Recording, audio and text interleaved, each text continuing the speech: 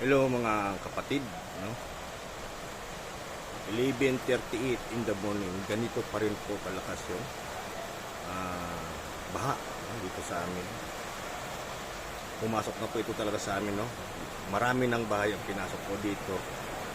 Alam niyo po yung sa amin, lahat ng gamit po, no? Dito po, no? So,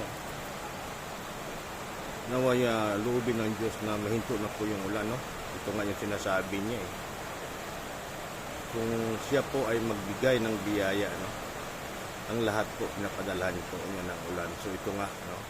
So pasensya po tayo kung yung ating bahay po inabot po nitong baha, no?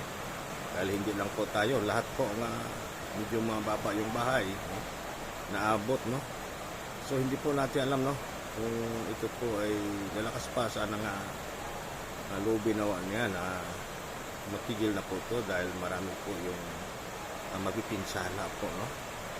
Kapag baha na po yung dumaan po sa atin. So sa amin dito sa loob ng bahay, alam po ninyo, inaantay ko na lang po, no? Baka may dumaan na bangus o tilapia uhulihin ko. So guys, no, hanggang dito na lang muna, no, dahil hindi ko rin ito ma-upload, no. Kami wala na po kaming ilaw, no. Binaba ko na po yung main switch dahil delikado. Okay po guys, maraming salamat po sa panunood ninyo kung ma-upload ko po ito.